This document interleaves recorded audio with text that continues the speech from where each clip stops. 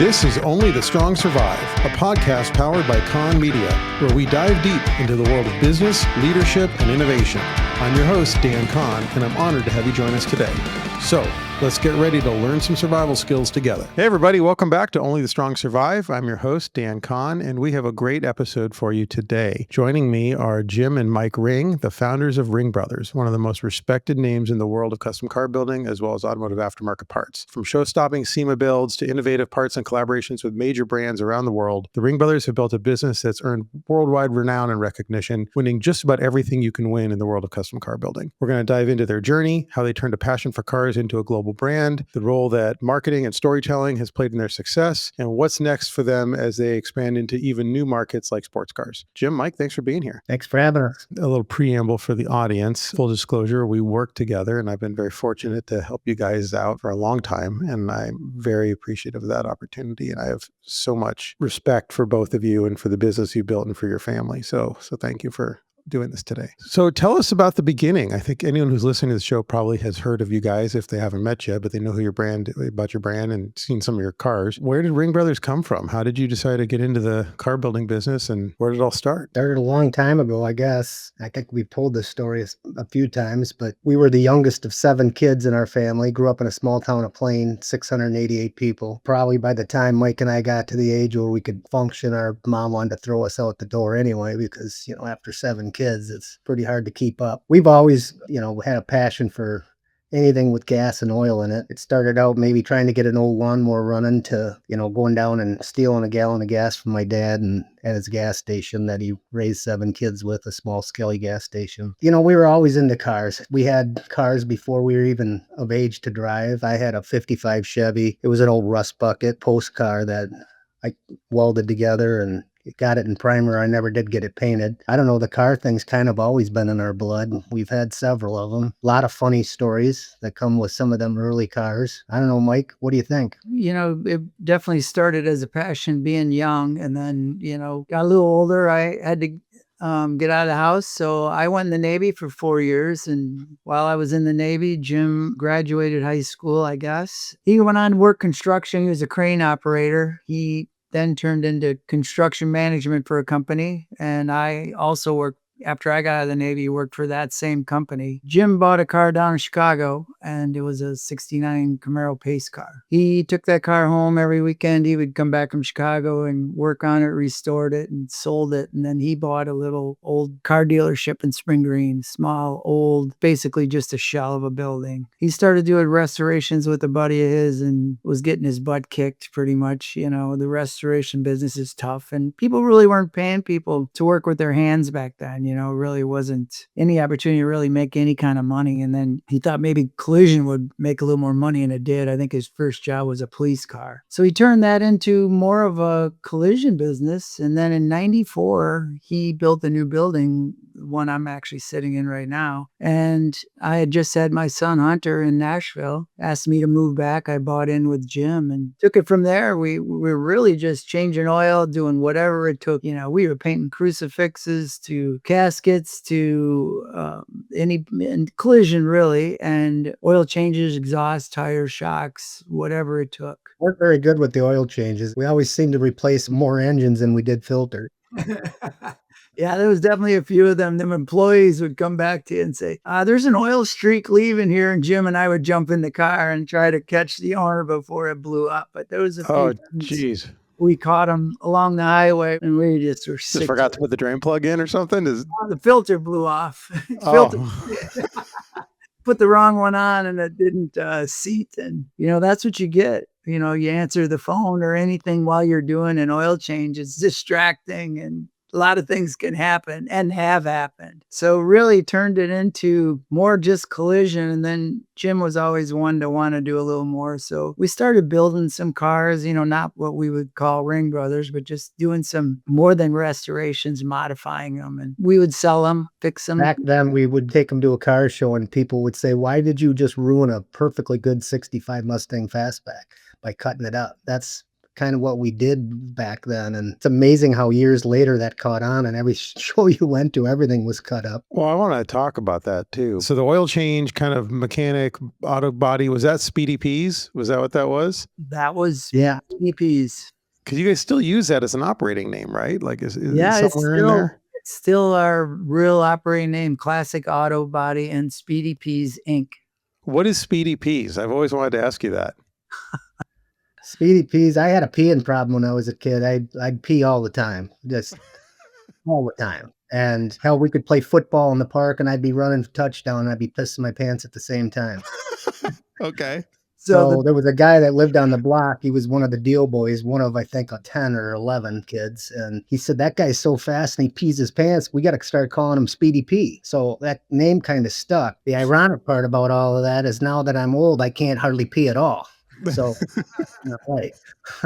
Jim never had to stop to start to pee. So that's why they called him Speedy P. He had to go have surgery, but it was just a funny thing that he got a nickname really young. It was a name we had and nobody knew what it was because they're like, Jim, Mike, where does the P come from? And I was probably 9, 10 years old when I inherited that name. I've always wondered. I've seen it on invoices and I've never known what it meant. That's pretty funny. Well, thanks for shedding light on that. You're running a body shop, you're messing around. And I mean, I remember before we ever met, the Restomod thing was pretty new. And like, I don't think things were even called Pro Touring, or maybe like early days, Mark Stilo had built a couple cars. But I mean, I remember it was not embraced back then. Like you'd go to Barrett Jackson with a car with 17-inch wheels and they thought you like cut somebody's hands off or something. Like it was called wrecking a car back then. Yeah. What was the first build where you really got a lot of attention? Was it Afterburner? What was the first one that really shook everybody up? I think it had to be a 65 Mustang convertible we did. And that was a long time ago. It was so cut up that, I mean, we were buying stainless steel bowls at Walmart just to set the gauges in it. I mean, we were off the deep end. It was good. We actually took that car to Carlisle, all Ford, and that was probably in around 03. Ford had just built a new Mustang and they had a new model and they were debuting it up on the stage. And I just remember the head guy from Carlisle, he came down to see us. He goes, it's really funny. He goes, Ford's up on stage unveiling their new car and the only thing they were talking about is your car down there. We had it on the grass and literally, Dan, the grass was wore out by the weekend. It was just a mud trail around that car. And I said, Jim, just look at all the other cars. This car, literally the grass was gone just from people walking around all weekend in that spot. So that really got a lot of attention, but I think Reactor is the one that I would say put it on the map. I remember we had that in the Jack Roush booth. Mother's was kind of the award you wanted to win back then. And they had already picked the winner. One of the judges just happened to come because Roush was all the way in the back of SEMA, all the way back to the left. This judge said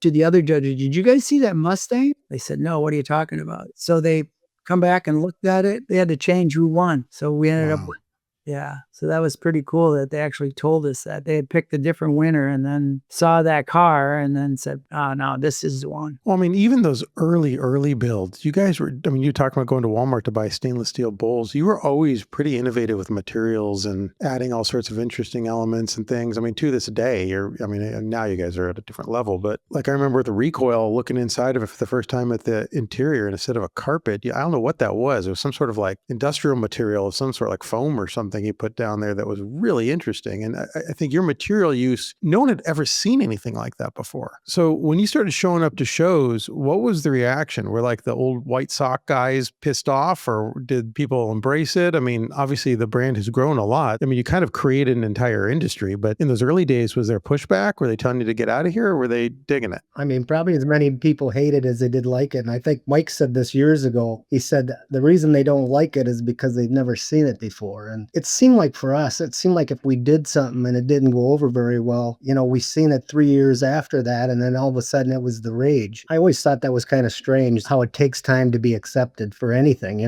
Look at the Tesla truck that Elon built. I mean, hopefully the rage is another 4 years from now. They think them are cool because I don't think they are now. Chris Bangle, who was the design lead at BMW in that era where things were kind of weird with like the bangle butt and all that stuff. He did an interview years ago that I think about still to this day because he caught a lot of crap over those designs of his. And his whole thing is he's like, that's just because people aren't used to it. And once they get used to it, they're going to like it. I'm not sure that it applies to his stuff. But in general, I think that's the case a lot of times. I think it is. You look at like a lot of truck models or whatever, and you say, oh man, I don't like it as well as the old one. And then you go, God, I don't know how I didn't like it. So I think there's a lot of truth to that until you see it for a while. Then you really they grow on you. Back in the day, look at a square body Chevrolet pickup. It was the ugliest pickup in the planet. And now it's like they're worth gold.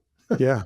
Yeah, it's true. After Reactor, like when does it become clear to you guys? Like when do you start using the Ringbrothers name? And when does it become clear to you that like, hey, there's a business here? Like this isn't just paint and body and doing an occasional restoration. We can charge a lot of money and kind of push the limits and start building some really crazy stuff. We became the Ringbrothers by just showing up at shows and people saying, hey, there's the Ringbrothers, we're brothers and their last name was Ring. And it was weird how that just kind of stuck and we used it as our brand. And it's amazing how things just kind of fall into place. I suppose, Dan, if your brother was doing this with you and you'd be the Con brothers, it worked out for us. We had kind of a goofy logo with our backwards B on our logo, which we were always kind of backwards anyway. That's kind of where that came from. But I know you're probably going to get into this later, but I think one of the coolest things for me and what we've done in our business, having the opportunity to meet the people Mike and I have met over a car. Growing up in a town of 600 people, it's just mind-boggling to me, the people we've met over a car.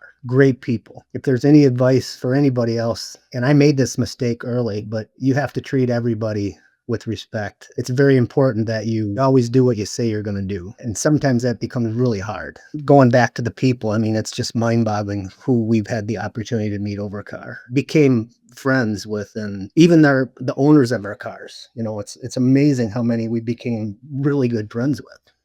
Well, and I don't want to name drop, but you've got some owners that are serious hitters. Really like richest guys on earth kind of serious hitters. So how does that feel? Because you both still live in both live in small towns in Wisconsin and you're talking to globe-trotting billionaires and NBA athletes. And is that a thing where it's like normalized now, or does that still feel weird when you get those calls? I think it's always weird, but at the end of the day, we're all just people and you treat people with respect. You can't always tell them what they want to hear. Sometimes you have to tell them what they need to hear. Some work out and some don't. Well, one thing I wanted to ask about is as you get past those early builds and you start getting a name, the phone probably starts ringing a little more where people are saying, hey, like I saw what you did with this other car and I want you to build a car for me. How did it evolve that all of a sudden somewhere along the line, so you're still running the body shop, you're building custom cars, and somewhere along the line you said, hey, we can't necessarily buy the parts we want off the shelf, so let's just start making them. And then at some point it evolves into like its own business. How did that happen? Just exactly how you said. It was like Jim said, if you bought everything out of Summit, they would all look the same. And a lot of our early things happened because we couldn't get the hoods to line up back then. It would be like you'd do a slick paint job and you'd say, okay, go out and shove the right corner of the hood down every time you shut the hood because it would never go down. And it was just wore out products, and you couldn't even get them. You couldn't get a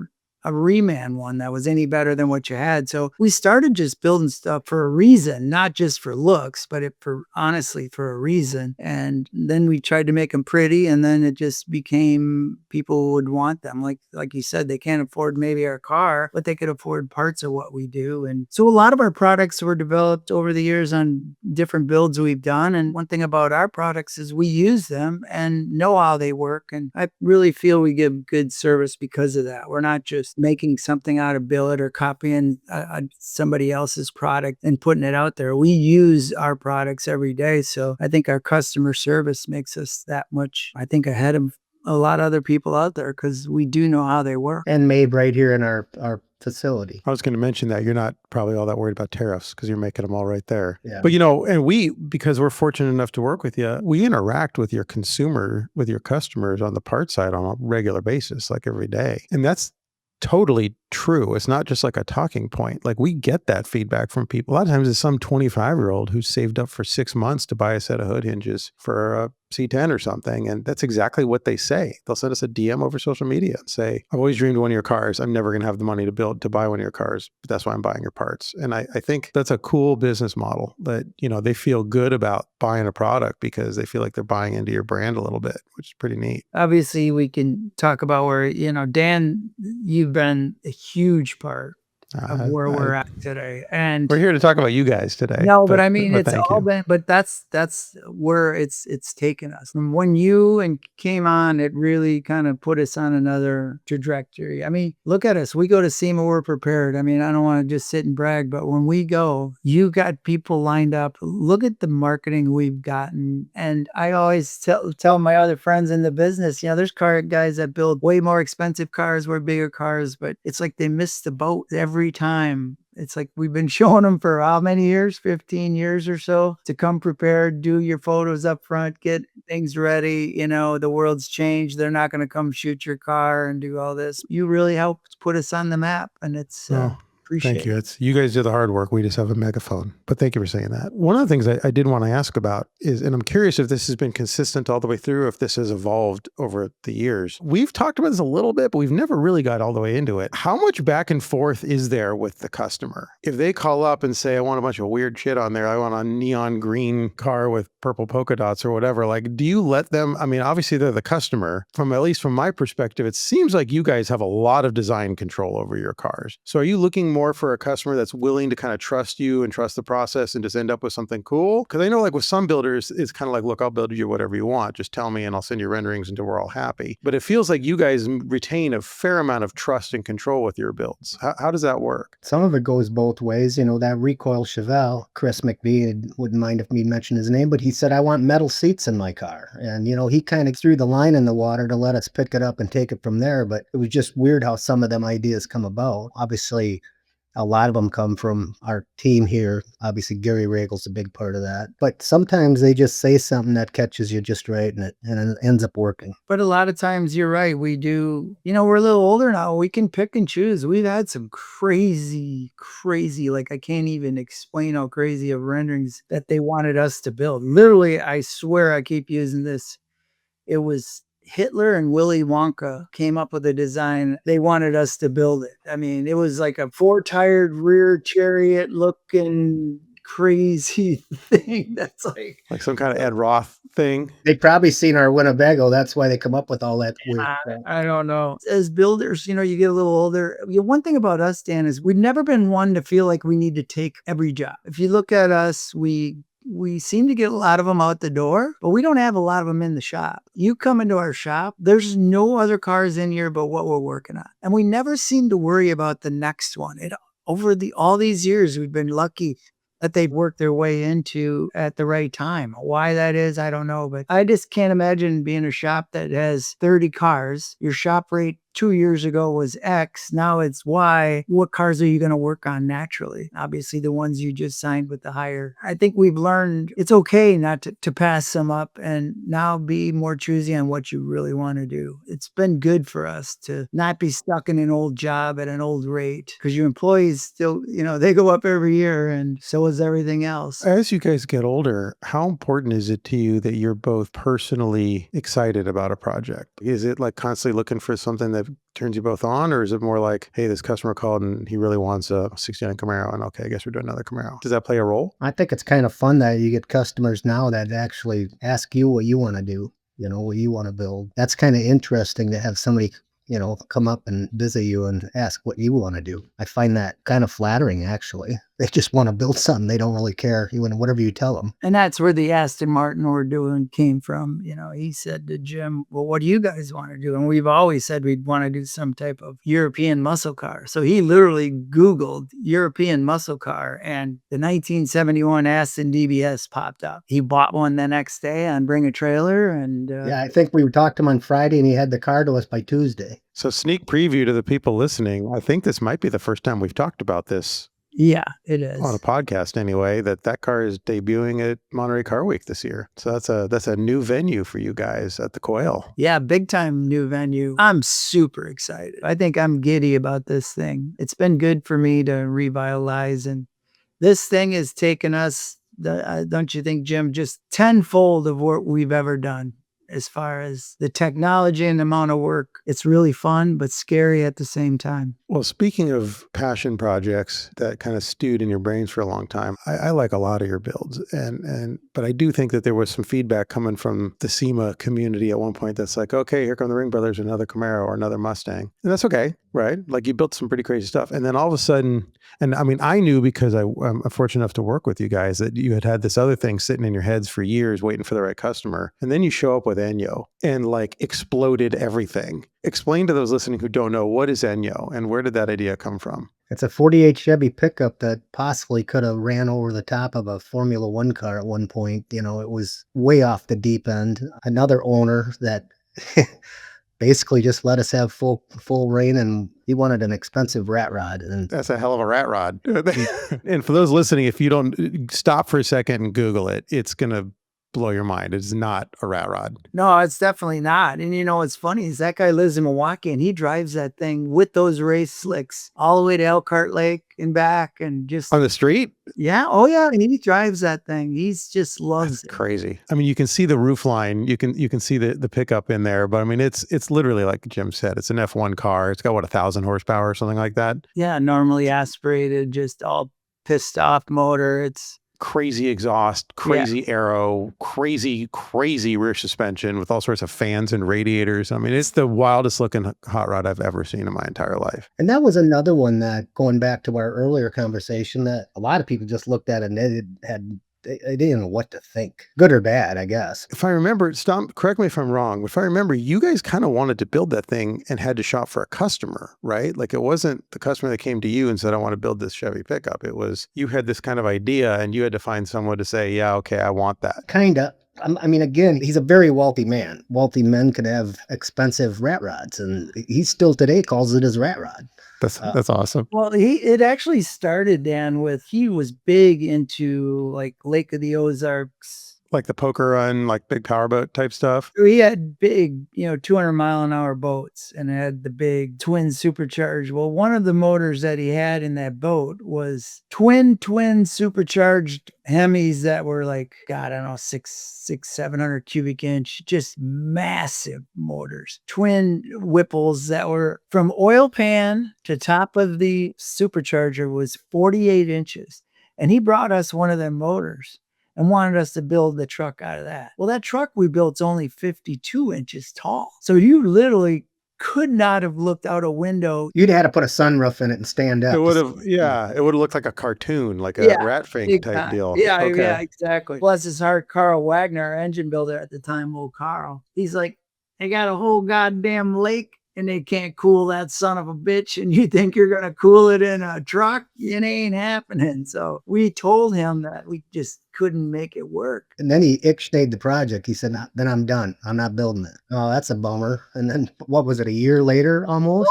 4 or 5 years later, after he built that plant, he came back. So it was one. Okay, that's because I knew it kind of gestated for a while. I just didn't know what the backstory was. Yeah. All right. He was upset we couldn't use one of them bolt motors. Interesting. You debut that car, it wins everything. Like it wins literally, I think, pretty much everything you could win with a custom hot rod at a SEMA show type event. What happens after that? You win every award, and then do you guys just move on to the next project, or like how, like mentally, what happens after something like that? Because that was a huge lift, multi-year, I assume 7-figure probably build. At that time, it was by far our most expensive build we had done. You just move on to the next one. You hope the owner likes it, and you kind of forget about them. And what's special is when you do see them again in flesh, But yeah, you just kind of move on and you hope your next one, you're never satisfied. You never think, oh, we nailed it.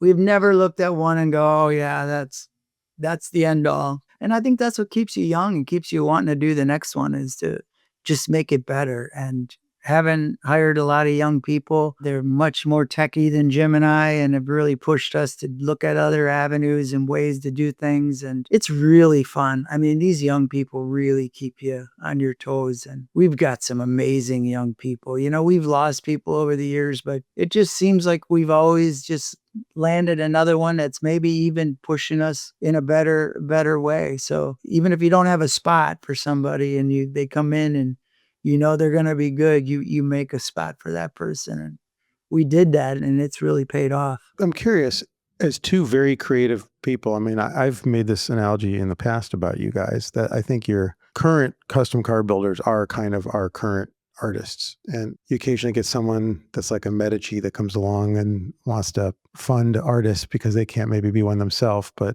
they'll say, hey, I want to work with these artists to build something special. And like Rydell is probably an example of someone like that, right? And he clearly got a kick out of working with artists to kind of bring ideas to life, and that's pretty cool. But then within your organization, you need to hire a bunch of creative people. What's that like? Is that hard, managing a lot of highly creative? Because highly creative people are historically not always super easy to manage. Well, we've been pretty lucky. We've got some pretty good ones. They're all sane. And everyone gets along, and there's no wrench throwing like on TV. Everyone's just doing their thing. I think all the wrench throwing is between Mike and I for the most part. We are lucky because Jim and I will probably be the first to tell you that we're not good managers. You know what I mean?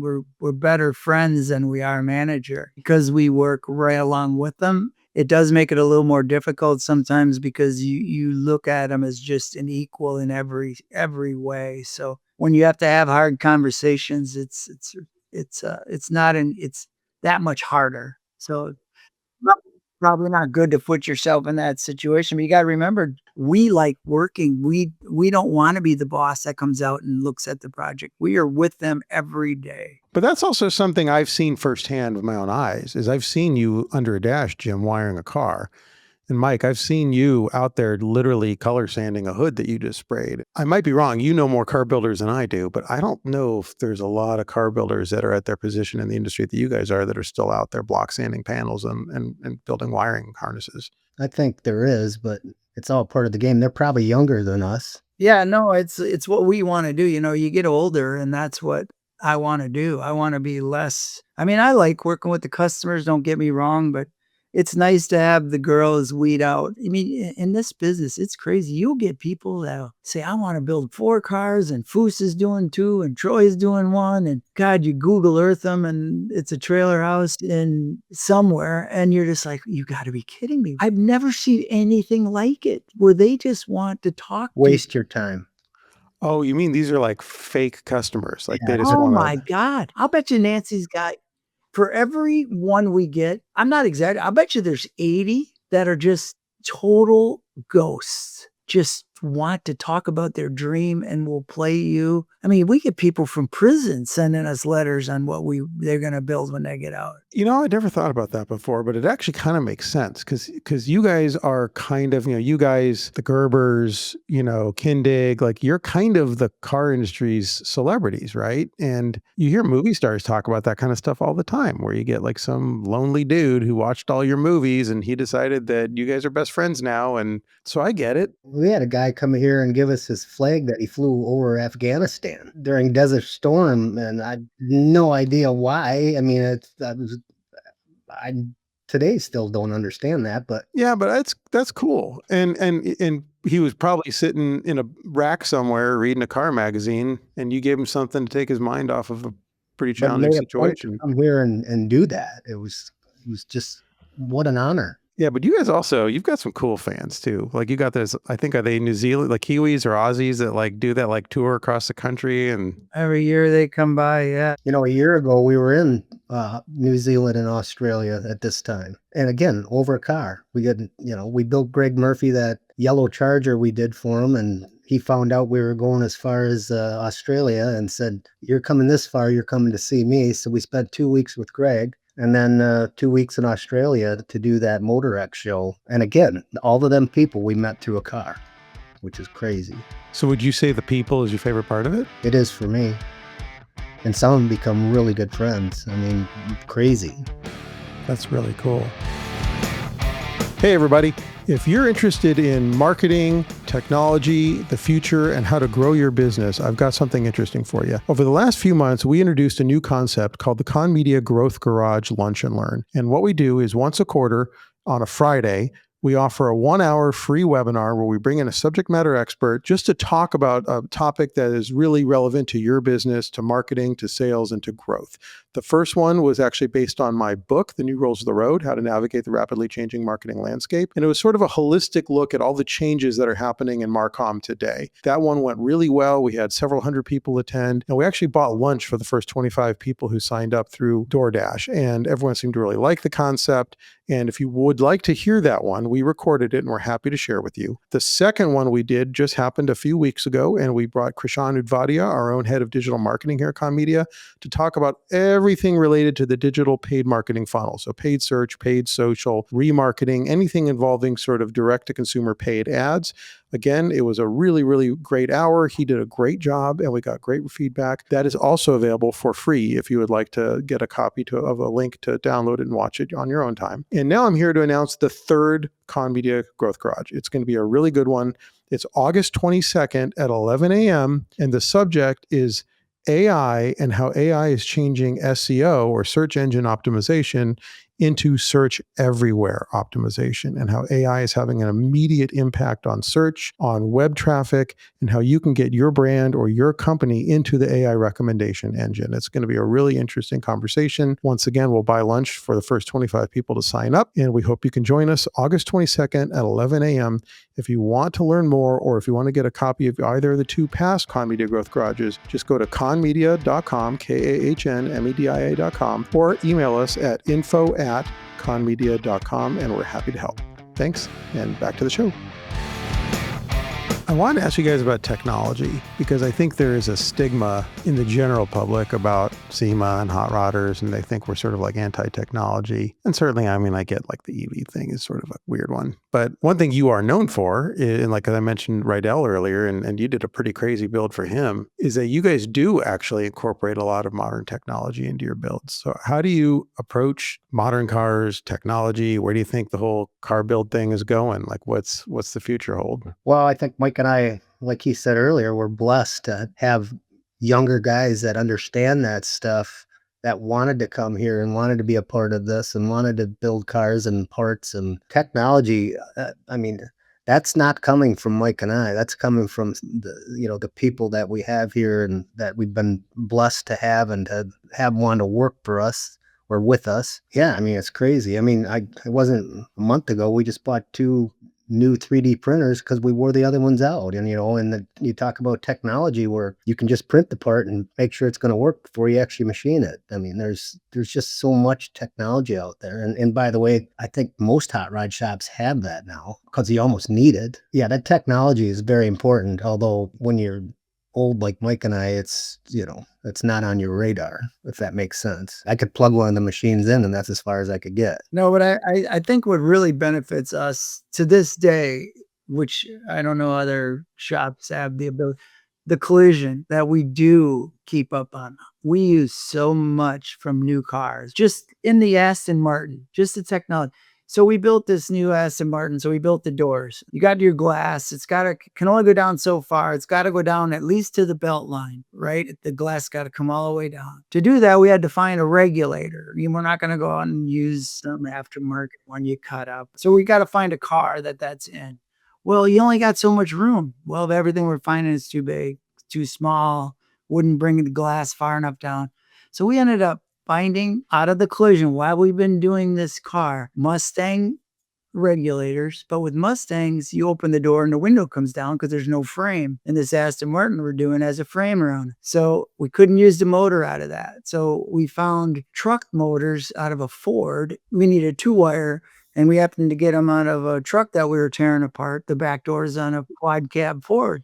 So we used the motors out of that. The latch, where we had to put the latches behind the glass. Most of the time your latches are in front of the glass. So we had to find this small Malibu latch system and make that work with the Aston Martin brand new DBS door handles. So just in the door, by having the ability to have all these cars come through and see the different seals that we took out of Toyotas and all that related back to these cars we build. So we're constantly looking at the way these cars are built, taking small parts, switches out of them, stay with the old ones that are broke, kind of marking them so we know like this came out of this. We might be able to use this someday. I mean, this whole Aston Martin is full of Corvette stuff. I mean, different switches, latches. So on the collision repair side of your business, as you're working on these regular, I mean, I'm sure like deer strikes and just like random car, are you taking like broken parts off these things and looking at them and keeping them and cataloging them just for ideas? Yeah, all the time. Like Jim does all the wiring, but like he's got all the built-in solenoids and Jim will wire a remote to them. And it's like, it's all built in. You know, it used to be where if you bought a hot rod one, you had to buy a different solenoid with a cable over to pull. I mean, all this is built into a modern day latch that are cheap, you know, really inexpensive and been tested thousands and thousands of times. No door light buttons anymore in the door jambs and all, that's all controlled by the latches now. And I mean, it's just so much easier. That's really interesting. So I guess that leads to another question then, which is when you guys started doing this for a living, I assume you were mostly using aftermarket stuff or stock stuff, right? You weren't grafting in all this new tech. And I mean, I remember when I started working at 15 or 16, I worked at a speed shop and the return rate of aftermarket parts back then was really high. I mean, just aftermarket stuff half the time just didn't work and you'd have to either just bang on it until it worked or you returned it or whatever. And it looked like it should work. It just doesn't. Right. Now that you are a parts manufacturer as well as a car builder, I'm curious, what's your take on kind of the current state of the aftermarket? Has it gotten better? Is it worse? Is it just different? Like what? It's definitely better, but with the aftermarket, you're always going to have issues or problems. And, you know, we've got them too, but we do the right thing and we take it back and we do the right thing. And it's hard, but I've always said the same thing over and over, but we've been doing this long enough to know what not to use, if that makes any sense. It does. As someone who buys a lot of aftermarket parts, some of my experiences have been really positive in recent years. I would say the only ones that have been negative is there has been a thing in the last few years as M&A happens that there's stuff that's moving to China that maybe isn't so good. You didn't work at a super shops or anything, did you, in your day? PAW. Do you remember they used to have those big ads in the middle of the magazine? Yeah. Do you remember the super shops when I lived in do. California in the Navy? I used to just dream about the super shops. I wanted to work at a super shops, but the PAW was closer to my parents' house. And the reason I worked there was they had a layaway plan. And that was the only way I could afford parts. I used to give Jim money when I was working and just save money. And he'd go buy a chrome pulley or something for my Camaro and change it out. So, yeah. But, you know, those were so fun to go in when you were young and touch the parts or dream about the parts, you know, and the tires that were stacked up and the rims. And I could spend hours in those places. Yeah, agreed. I worked at the regular store, but the warehouse that was around the corner, the owner at the time, his name was Keith Harvey. I mean, there was a period of time where PAW made a lot of money and then Summit came along eventually and basically put them out of business, and the internet kind of put them out of business too. But they were killing it. And at one point you could go into his warehouse and he had a 41 Willys with Kenny Bernstein's blown Hemi rail motor in it. And he had Shirley Muldowney's dragster and he had a real 427 Cobra all just sitting in the showroom. And I'm like, oh my God, like one day I want to be like this guy. Still working on that. How many people does Ringbrothers employ now across all the different businesses? 26, 27? Depends if you count part-time. Honestly, don't know.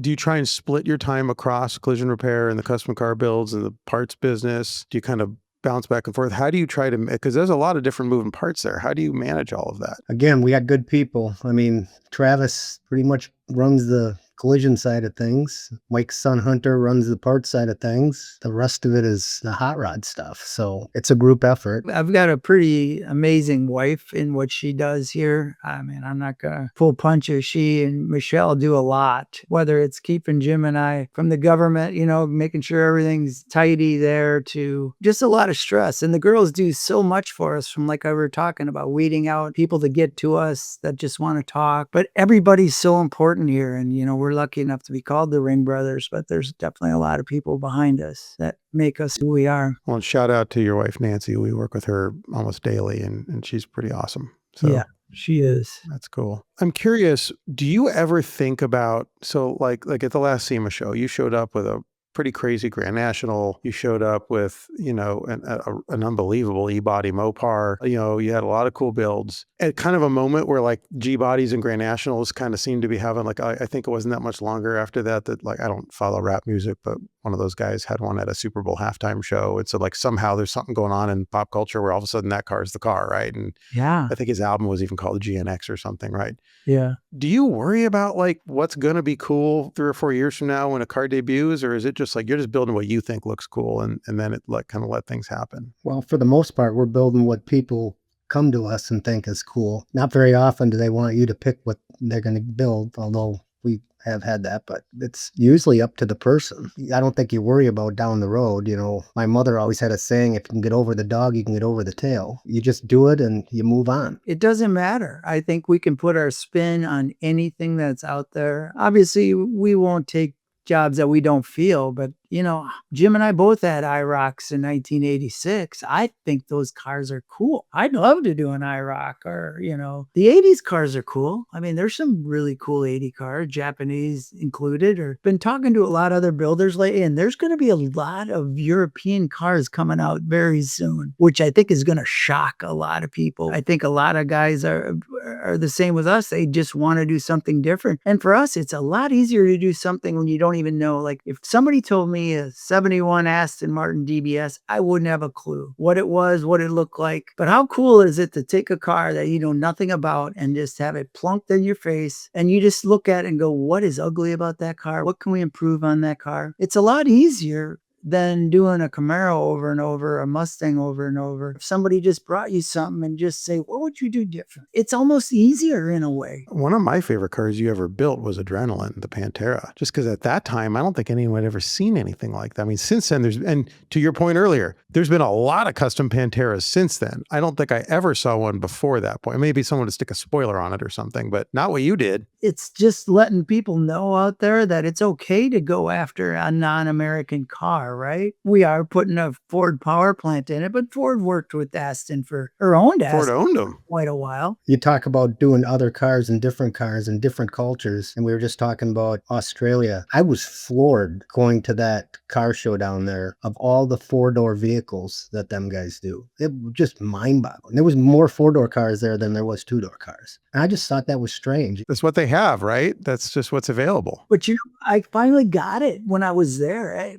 Looking at magazines here, I never really got it. But when I got down there, it's pretty cool. They've done some amazing things with those 4-doors. And I'm kind of like, that's pretty cool. And I never used to think that before I really went down there and really was immersed in that. So I can see why they do it. They're proud of their 4-doors. You know what? I'm at the point now where anytime anyone puts a lot of work into something, I mean, we've all had conversations with Ringbrothers about like the donk scene. That is not my personal taste, but I respect the heck out of what those guys do. And I mean, some of those builds are crazy now they're putting giant motors in them and big bug catchers sticking up out of the hood, and the bug catcher and the blower is all engraved. And I mean, it's not what I would spend my money on, but it's hard not to respect the time and energy that went into it. Low riders too, it's like, oh my gosh. Well, the lowrider thing for sure.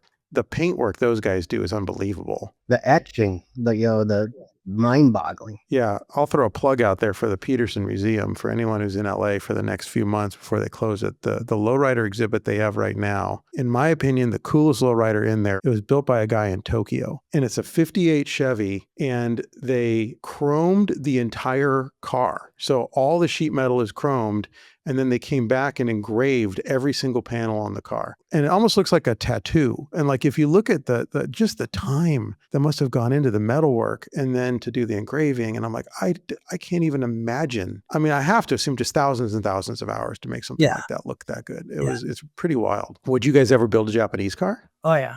I think so. Well, Jim rolled on his prom night, he rolled our sister's 280Z. So, we got a little special feeling for those. Those are cool. So you owe her a Z? Yeah. Yeah. 77. Totaled it. I was listening to the Oil and Whiskey podcast the other day, and I can't remember who they were talking to. I think it might have been Roger from Ironworks. And they had this whole conversation about car builders wearing shirts from other shops. And they had this conversation about how like that used to be like not cool. like the other shops were like your competitor or your enemy or whatever. And now everybody's kind of friends and then everyone kind of hangs out together and supports each other. If you guys had to pick another shop to build a car for you, who would it be? I would have to say the Roadster shop. I've always said that with them from way back, that I feel like their style is very much what I get and what is in us. So for that reason, I would say the Roadster shop. I was going to say the same name. Going back to the camaraderie of it, it's just funny because every time we go to a show and we come back, we've got 6 different car builder stickers on our car, inside our gas door, underneath. I mean, you can't go anywhere and there's a sticker on it. Matter of fact, who was the shop that sent somebody all the way up from Chicago because we got them at the show just to sticker our entire building? They drove 3 hours to come and sticker our vehicle, or Actually, our vehicles and our building. Nichols, it was Nichols Fab. And they actually put a big sign on our front door under new management, Nichols. That's commitment. It's kind of funny. You know, every time you open your fuel door on your dually, you got a new sticker in there. We're pretty tight with everybody. And you're right. There's enough work for all of us. That's for sure. You don't have to blow out somebody else's candle to make yours shine brighter. You know, that's something my mom always said too. So, you know, so many people that if you get a job that you really don't want to deal with or you don't want to do, you call a friend of yours and say, hey, do you want to do this? And you hook them people up with them. And it actually works out pretty well. That's pretty cool. I dig that. So last question I have for you guys as we wrap up, you know, something I talk about a lot on this show is that I don't have a business degree and I didn't know how to run a business and I had to screw up pretty much everything just to figure out how to get in the door every day. And that's how I learn, unfortunately. You know, one of the questions I ask everyone on this show, and I'd love for you both to answer separately, is you think back on your career, on building your business, what's the biggest mistake that you made and what did you learn from it? Ooh, there's a few. Now, I'm sure Jim and I are both that different. But for me, probably not believing in ourselves, that we didn't invest faster or go bigger earlier, or not for monetary reasons, but to just think you just never had the confidence and to look back and go, why do you not have confidence in yourself? So it wasn't about necessarily having more, just that I was never confident enough in myself or together to expand. And you always wonder what if. I mean, I'm proud of what we did, but if I look back, I would have said, I wish we'd have just blew it up. I think you're doing pretty good, but that's a good answer. Thank you. I don't know, you know, it has something to do with what Mike said. You know, there was times when I was trying to sell the car. This is way early age. I was trying to sell this car. The guy opened his checkbook and he was going to write me a check for, which was way more than I thought I could get for the car. And I tried to needle him for a little bit more and he closed that checkbook and I sold that car for half of what he was going to give me. Always remember that. I'm trying to think of the car. Mike, do you remember that? Well, it was your 69 Mustang. That was long before I was with you. Is one you really did. It was that Gulfstream Aqua 69 drag pack car. I mean, he had his checkbook open. We were sitting there. He offered me twice what I was going to. I just tried to nudge him and he closed that checkbook and it was done. I sold it for half. I'll always remember that. So you maybe got a little too hungry. Maybe. No, I guess another regret is I didn't have more kids. Wish I would have had like 4 more. I mean, oh my gosh. Now that they're gone, it's like, oh, I just wish we would add more, but that had nothing to do with the business. But yeah, have a bunch of kids, everybody. Yeah. Somebody told me something the other day that I really liked about having kids as they grow up. And it said, the days are long and the years are short. I'm like, boy, is that I've never true. heard that. That's amazing. Yeah. That's amazing. Well, guys, I really appreciate you taking the time to do this. I know you're busy and I know you're in crunch time getting some stuff ready for some big stuff. So I appreciate it very much. Where do people find out more about Ringbrothers? Oh, you should probably answer that, Dan. Yeah, I guess that's my job, right? Yeah, ringbrothers.com.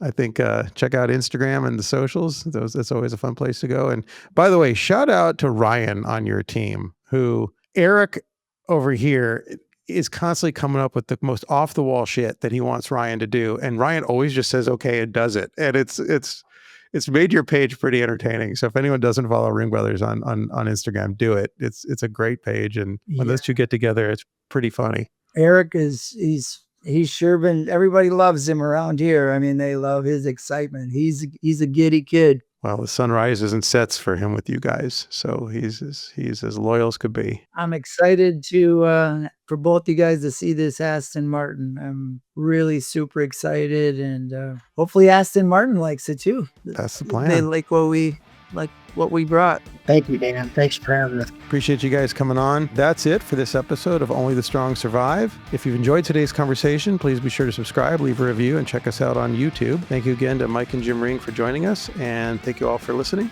See you next time.